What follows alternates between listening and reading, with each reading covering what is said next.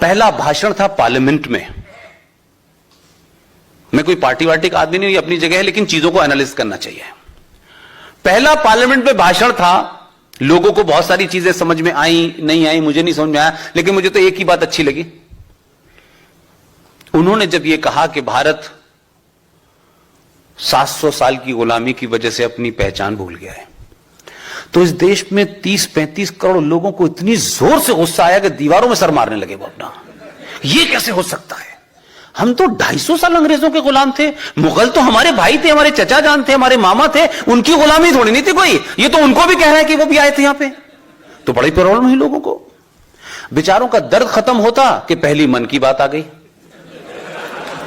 आप मेरी बात को गौर कीजिएगा। कुछ लोग जो हैं किसी बीमारी का इलाज करते हैं, लेकिन इस शख्स ने हिंदुस्तान की गुलामी का इलाज करा है।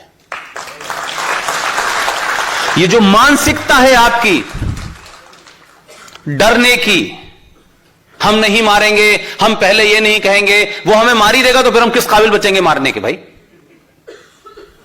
उसने अपनी मन की बात में एक कहानी सुनाई। मैं भी बॉम्बे में था तो मैंने कहा कि आप लोगों को कुछ याद है, तो बेचारे वो लोग भी भूल गए। हमें वैसे भी इस देश के राष्ट्रवादी लोगों को भूलने की बहुत बीमारी है, हम लोग जल्दी भूल जाते हैं।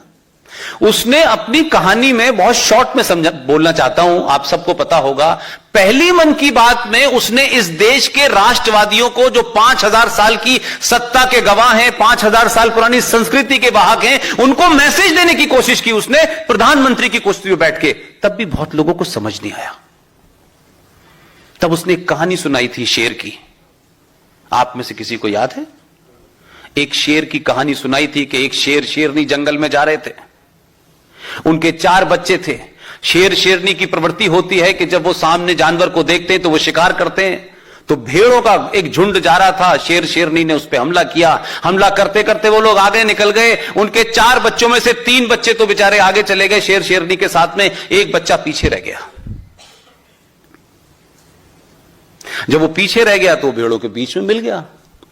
भेड़ों के बीच में मिल गया तो उसकी हरकतें कुछ सालों के बाद भेड़ों जैसी हो गई। वो वैसे ही सोचने लगा, वैसे ही अपने अंदर कुंठित होने लगा और अपने आप को भेड़ समझने लगा। लेकिन कई साल के बाद 2014 में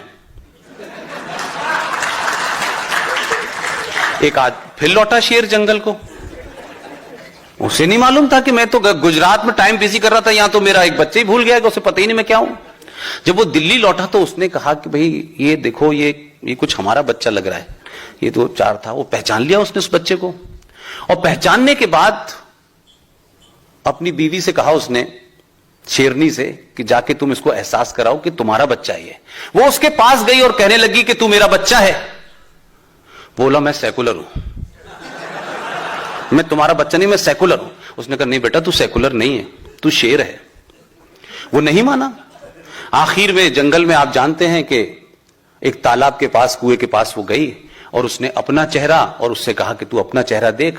दोनों ने जब चेहरा देखा तो उस बच्चे के मुंह पे भाव था कि उसको लगा कि जैसे कुछ वो गलत कर रहा था। और जैसे ही शेरनी ने दहाड़ मारी, उस बच्चे को सडनली उसका जो नेचुरल इंस्टिंक्ट था वो बाहर आया और उसने जोर की दहाड़ मारी और बोला यस मैं तेरा बच्चा हूं, मैं सेकुलर नहीं हूं। आज से 2014 में आपको एहसास कराया कि 700 साल की गुलामी के बाद पहली बार आपको कि आप शेर हैं। आपको अपने शेर होने का एहसास कराया। यह मेरे लिए महत्वपूर्ण बात है।